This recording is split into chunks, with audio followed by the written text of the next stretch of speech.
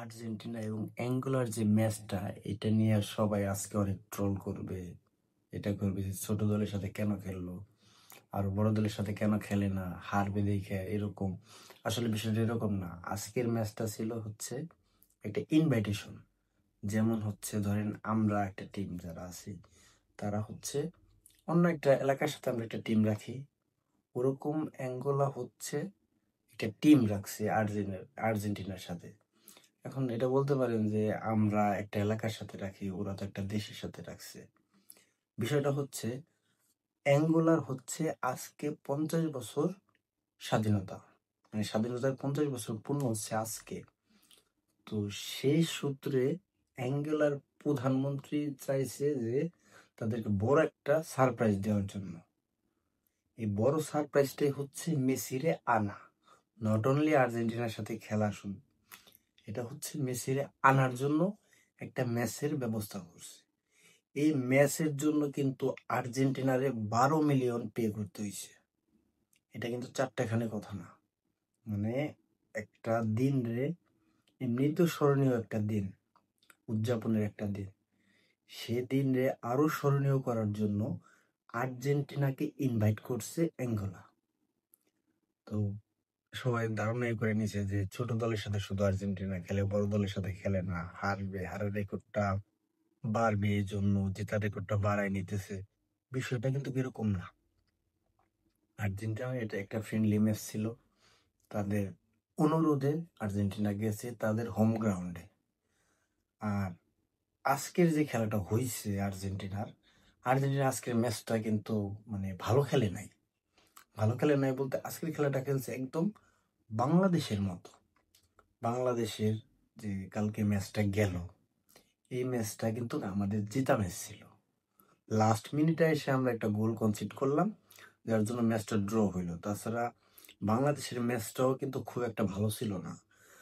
আমরা লিডে আসার পর থেকে আমরা কিন্তু প্রচুর পরিমাণে অ্যাটাক খাইতেছিলাম, সেই অ্যাটাকটা আমরা ধরে রাখতে পারি নাই। রাখছিলাম, মানে প্রায় রাখছিলাম, কিন্তু লাস্ট মিনিটে এসে আমরা ধরাটা খাইছি।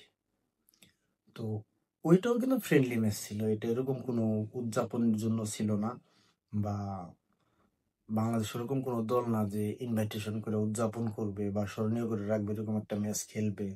বাংলাদেশ অত বড় টিম না, ফুটবলে বাংলাদেশ খুবই ছোট টিম।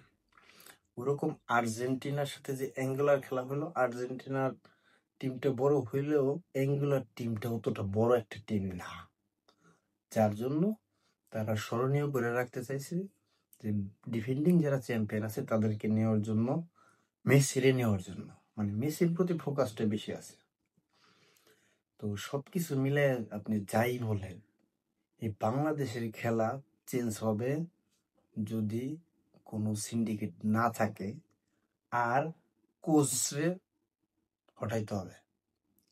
হেভিয়ার ক্যাবরেরা কিন্তু অনেক বড় মাপের একটা কোচ, সে কিন্তু স্কেলনের চাইতে বড়।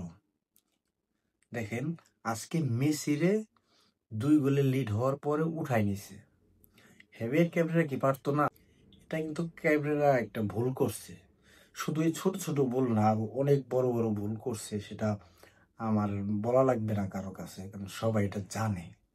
সবকিছু মিলে বাংলাদেশের যদি সিন্ডিকেটটা চেঞ্জ করে, মানে সিন্ডিকেটটা যদি না থাকে, তাহলে বাংলাদেশের ফিউচার ফুটবল আরো ভালো হবে। সেই সাথে যে ফরেন যে ফুটবলারগুলো আছে বংশোদ্ভূত, এই বংশোদ্ভূত প্লেয়ার গুলা আরো আসবে। আর যদি এরকম অবস্থান থাকে তাহলে তারা আসবে না, এতে যত ছোট প্লেয়ারই হোক, যত বড় প্লেয়ারই হোক। দিন শেষে বাংলাদেশের জন্য আমি শুভকামনা জানাবো, বাংলাদেশ যেন খুব তাড়াতাড়ি বিশ্বকাপের মঞ্চে যাইতে পারে। আর আজকের আর্জেন্টিনা ম্যাচটা আপনাদের কাছে কেমন লাগলো সেটা একটু কমেন্ট করতে পারেন, মন চাইলে, না মন চাইলে সমস্যা নেই। তবে আমি পার্সোনালি বলবো আর্জেন্টিনা ভালো খেলে নাই।